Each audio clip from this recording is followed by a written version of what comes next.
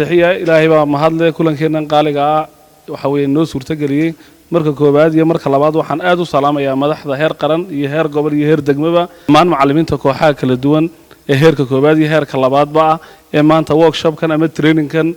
inoogu furmayo maktabadda gobolka Gabiley runtii waa fursad aad u qaaliya muddo fara badan baynu suganay inaynu aqoon durugsan u yeelano workshopyadan iyo trainingada kubadda cagta ee ku dhex jirno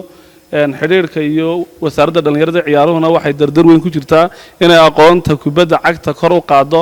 workshopkeena waxa weeyaan waxaan jecelnahay inaan si fiican uga faa'iideysano ka soo qaybgalayaashana aad baan ugu mahadnaqayaa waxaanu caawa halkan gobolka Gabiley magaalada Gabiley inooga furmay tababarkii macallimiinta ee gobolka Gabiley sidoo kalena waxa marti noo ah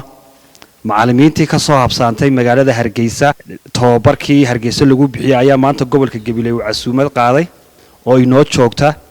waxa kaloo jooga agaasimeeyo madaxweynaha iyo gudoomiyaba macallimiinta degmada Allay Baday degmada Arabsiyo degmada Wajaale iyo macallimiinta magaalada Gabiley guud ahaan tababarkan maanta wasaaradda dhalinyarada iyo ciyaaraha iyo xiriirka kubadda cagta Gabiley ka furan tiradiisu waxa weeye waa 55 macallin oo iskugu jira una badan 90% macallimiinta gobolka Gabiley iyo macallimiinta ka soo habsaamay tababarkii magaalada Hargeysa aad baan ugu horeyn macallimiinta aan ugu mahadnaqayaa timeka wanaagsan iyo ballantii aanu galnay